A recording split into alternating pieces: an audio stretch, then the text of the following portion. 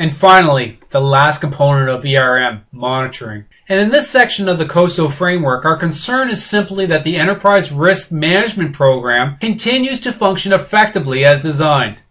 Performing ERM is not a one-time special project. Perhaps setting it up it is, but the program itself is evergreen. To ensure that it remains as such, this component is explicitly recognized in the ERM framework. Monitoring activities themselves can vary.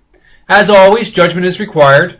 Internal auditors are well suited for testing the risk control system. However, supplementing their involvement should be some form of self-assessment in which the users themselves can evaluate the controls.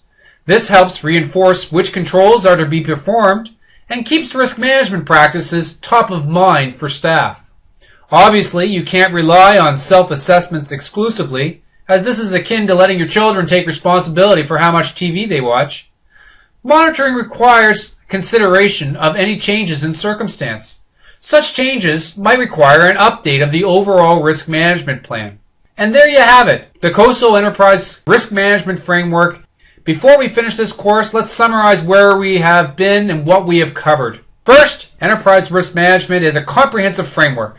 Second, it's aligned with your other management processes, particularly your strategic planning process and your financial reporting process.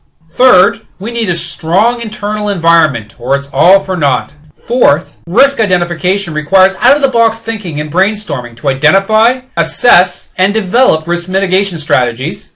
Fifth, control activities must be designed and implemented to reduce residual risk to an acceptable level.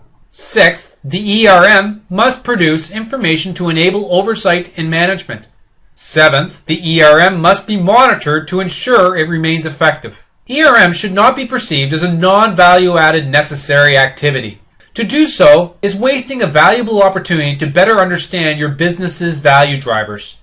Understanding risk appetite from ERM helps focus strategic planning. Implementation of strong control activities enhances management's ability to act and reduce operational surprises. Formal enterprise risk management helps manage risks across different lines of business and provides an opportunity to integrate the response to multiple risks.